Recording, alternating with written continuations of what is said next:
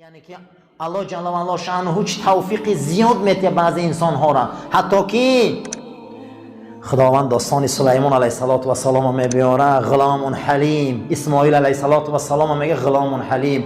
بعضی آدم ها را پروردگار توفیق خوب میده، حتی که حضرت اسماعیل خداوند ببین که پدرش در گردنش کرده میمونه، میگه ستجیدونی ان شاء الله، تو من مییابی ای پدر اگر بخواه خدا. چی مییابی؟ مرا شکور مییابی، مرا بردبار مییابی، مرا حلیم مییابی. من در این قربانی صبر میکنم، تو زیق نشو ای پدر، تو زیق نشو. با نشو که روی من نگاه کنی در وقت قربانی کردنت، روی من در زمین جق که روی پدر با پسر شیرینه، کورچای دستت میغناته، نزد خدا گناهگار میشی.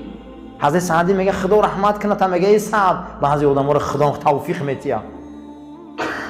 یا حضرت سلیمان علیه السلام در پیش داوود علیه السلام دستو در زیر ناف بوده است، هیچ محل گپ نمیزده، زیاد گپ نمیزده در پیش پدر.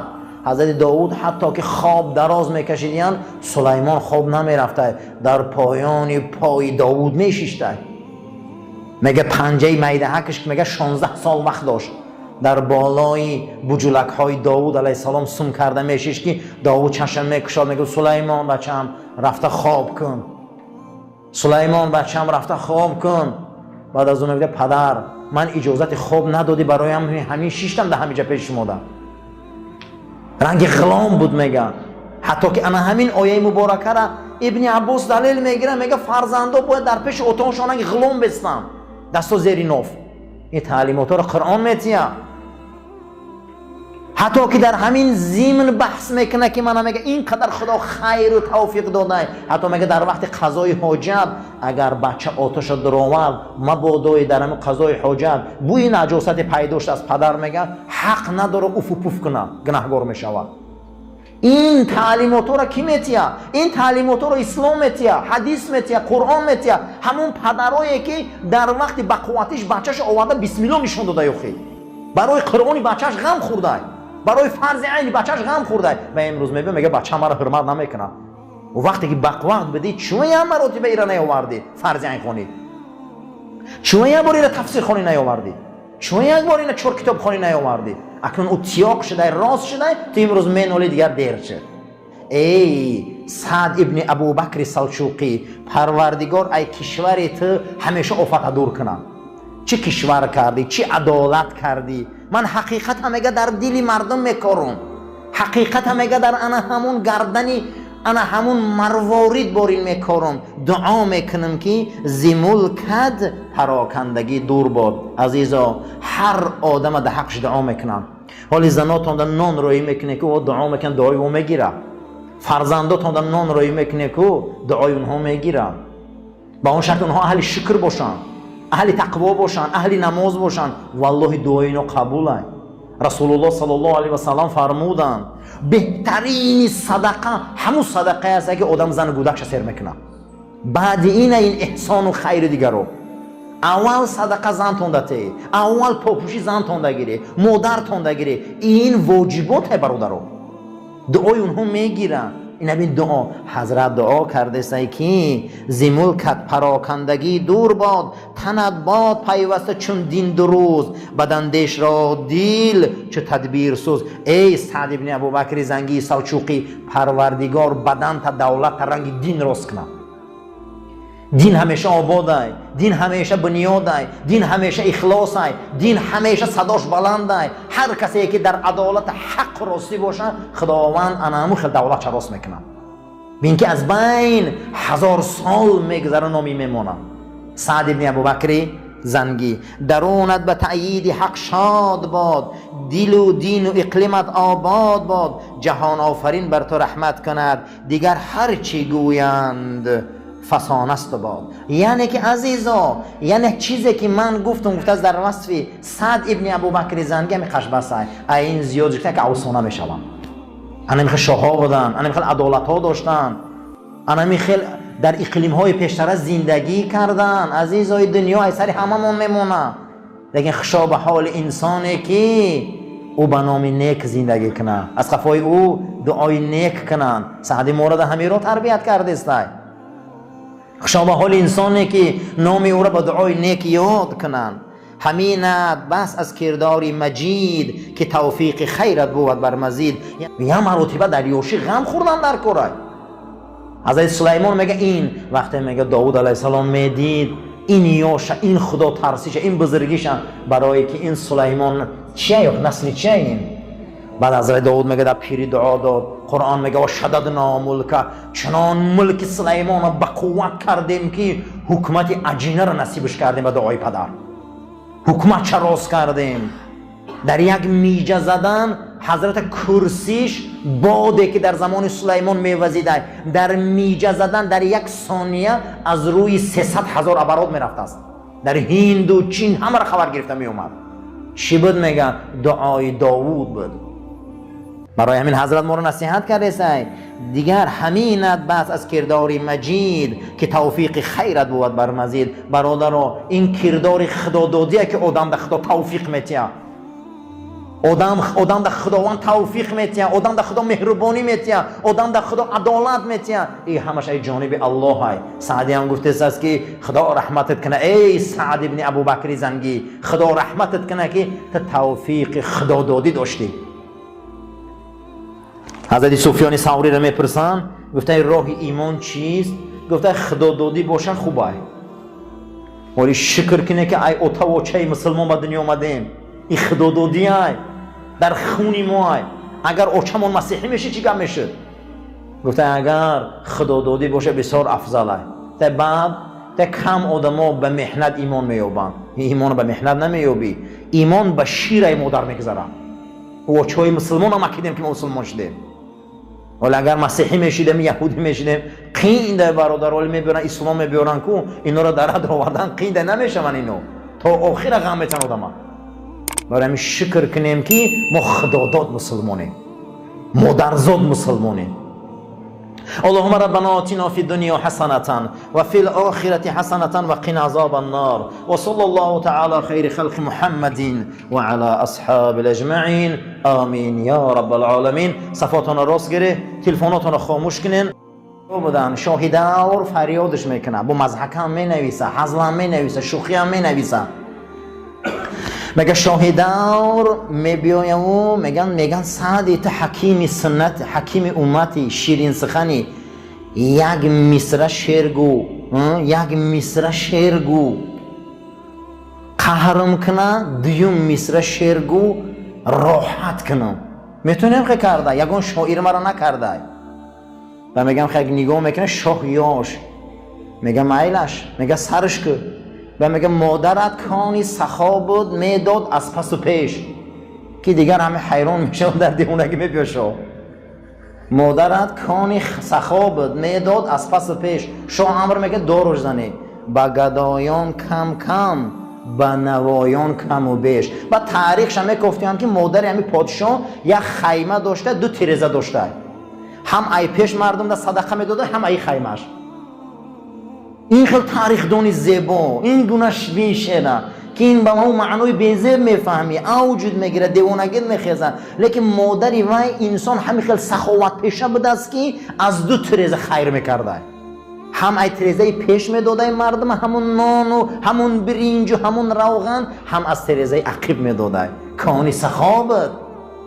برای همین عزیزا سعدی این گونه شخصیت که در این دوره این نسل پاک زندگی کردی، نسل پاک آمد دنیا را میگرده. و حضرت شیخ سعدی چیکار میکنه؟ میرسه به ملک قاشغر، که یک از نسل‌های پاکی مردم ما فارس و تاجیک سعدیه.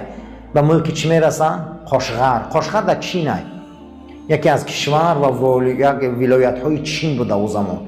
بین که حضرت از شیراز از این ملک کجاها سفر کرده میرسه به ملک قاشغر که در اوجه یک است زبان عربی را خونده است. صرف نحو میگن، نحو خونده است. ضرب زیدون امرن، زید امر زد. گفتم خیلی مثالا هست.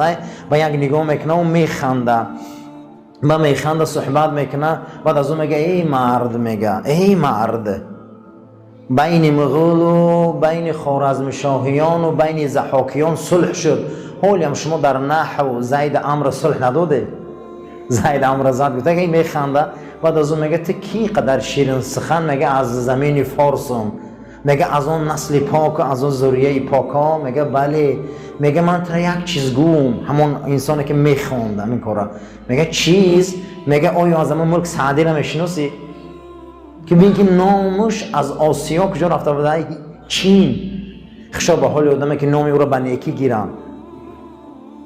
میگه ملک ای شیراز نامش کجا رفته که بده؟ خطی که چین. و میگه تبسم کرده، همین جوش تشیشتنده گفتم این شعره، طبع تو را کز نفسی نحو کرد.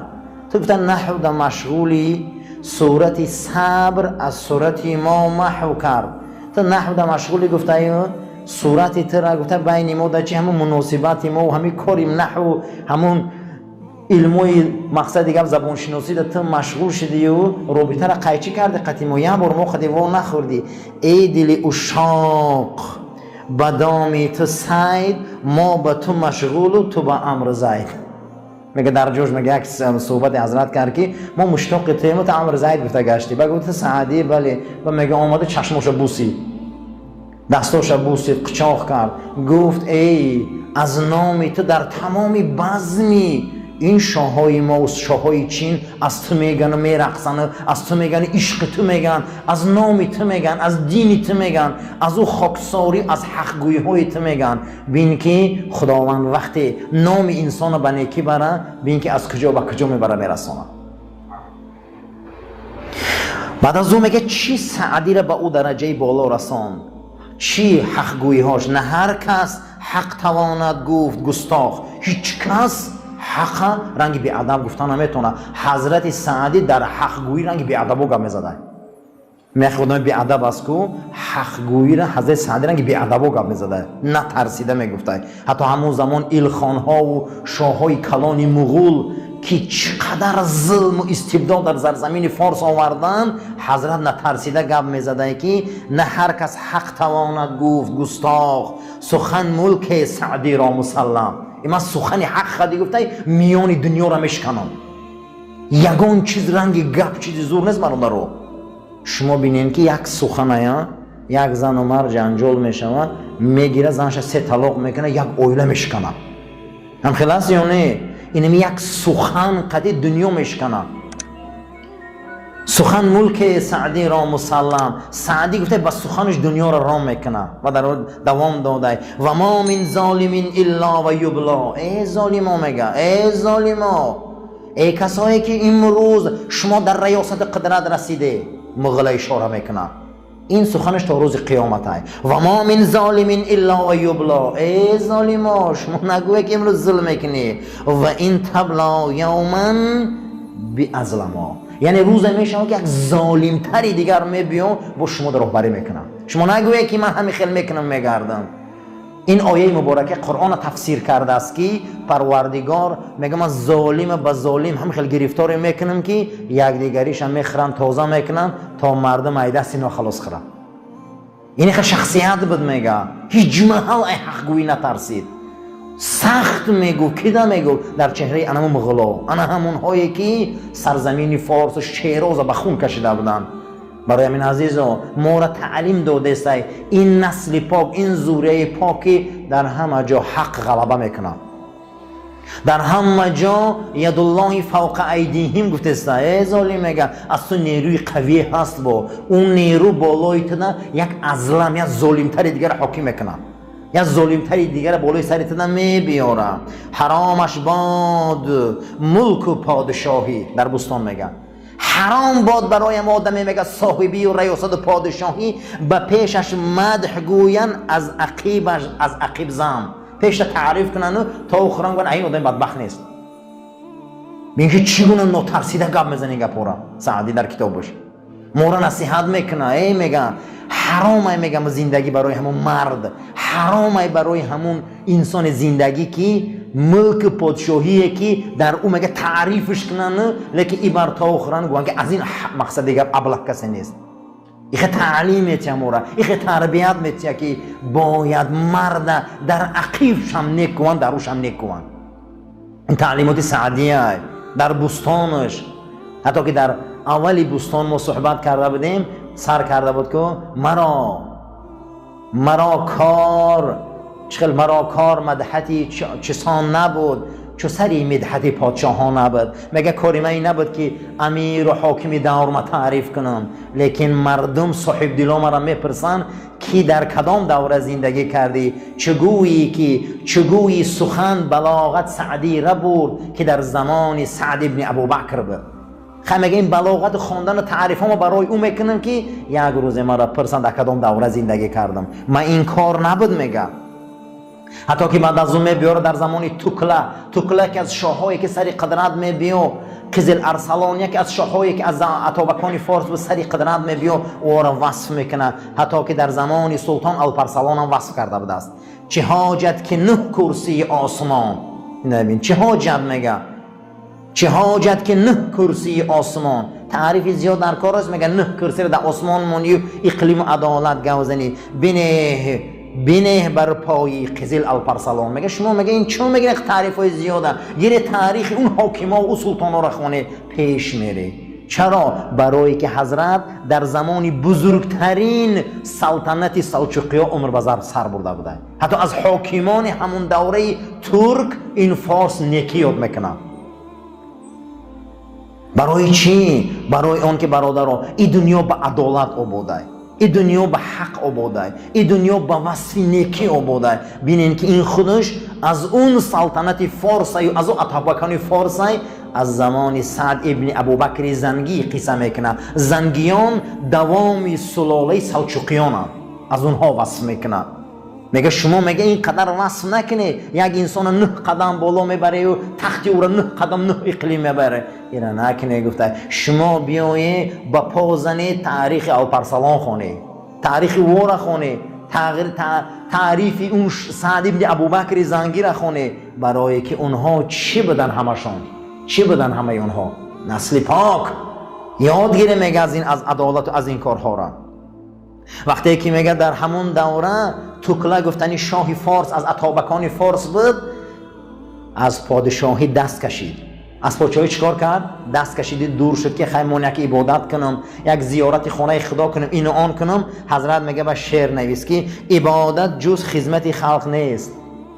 یگان عبادت از خدمت خلق بزرگ نیست. گفته ای توکله بخیر جان، ای شاهان زمان اتابکان فارس، بخیز ایجاد عبادت جز خدمت خلق نیست، نه سجاده و تسبیح و دلق نیست. شما عبادت فقط تسبیح و اون لباس سفید و اون صله سوزه نبینه گریه کردن. عبادت برای پادشاه بوده خدمت خلقه. عبادت برای چی؟ برای امام خدمت خلقه. عبادت جز خدمت خلق نیست، نه سجاده و تسبیح و دلق نیست. تو در حکومتی منبری خیش باشه، برا در همون جد بشین، در اون منبر بلندی، چو در خاک اخلاص و درویش باشه. خاکسار که خطا درویش بودی زندگی که نگه خدمت خلقه که. انا اینا میگه سعدی نا ترسیده گاب میزنه. کینا نصیحت میکنه؟ توکله شاه از اتابکان فارس بود. میگه بدان در هر چی نیت کنی، نگاه در حال رعیت کنی. ای راهبر، ای کسی که در یک کس راهبری، میگه سعدی، ای کسی در 2 کس راهبری، ای کسی در میلیون میلیارد آدم راهبری، میتونی که نیتت نیک باشه. حال رعیت خبرگیر، حال خلق خبرگیر. خلق ای دلش دردش بفهم. انا همیه میگه برای تو، انا همروز نیک نیتی، انا همروز تو بزرگی که درد دل هر یک خلق دونی. اینا در بستانش حضرت آورده. این نصیحت ها، این نعمت ها سر تا پا همه ما و شما را نصیحت میکنه. برای چه عزیزان؟ برای ذریه و نسل پاک. این خیلی شخصیت ها بودن. حتی که در یکی از داستانی بستان گلستانش والله علم میبیارن، در اسارت میغلطه. بعد از اون میبیاره که از بزرگان میشناسه که همین سعدیه. با هم یک حزل و شوخی ها هم داره در کتاب گلستانش. حتی یک ابرازوی مقصد دیگه حزل هم میکنه. حضرت میبیارن که قبیدیان شو محکمش کردن، در بین اسیرا در دست مغولا افتیده است. بعد از او بیرونش میکنن، خشت ریزی در زندان که یکی از بزرگان میشناسه. میبیاید 100 تنگه طلا چیکار میکنه؟ میتیه و سعدی را خلاص میکنه. خانهش میبیاره و خواهری بیوزن داشته، خواهرش در سعدی میتیه. در گلیستان میبره. یک هفته میگذره 20 تنگه طلا دستشون میتیه، میگه این رام بگیره، میگه زندگی کنه. بعد تنگه ها تمام میشه و خیلی زنا را نغز میدونین هیچ محل خداوند محتاج نکنه آدم در پیش زن. همون روز بلند میشه و اون میخیزه میگه تو کی بدی، یک اسیر بدی، یک نوچیز بدی، اکی من ترا خرید خلاص کرد، این کرد. بو مایل بو ور من داد همش مایل ای بو ایکیسش 20 تنگه داد. گفتن میگیره به حضرت میخنده، میگه من اکاد به 100 تنگه خلاص کرد، بدبخت در 1000 تنگه دات فروخت. اول تو نمیدونی من کیم و من سیر دنیا رو نوشتم. این اکایت و این تنگیت و این خدت این معیشتت همین یه هفته نه. با همین بیچاره که رنج زنه که میبینه میتیه طلاق میگیره زن میره اینجا با تو مردنش زنه میگیره. یعنی که سعدی رو بینه بزرگیشان این احمقی ابلهی زنه بینه که همو حرمت علمی هم رو نمیکنه، قلمی رو نمیکنه.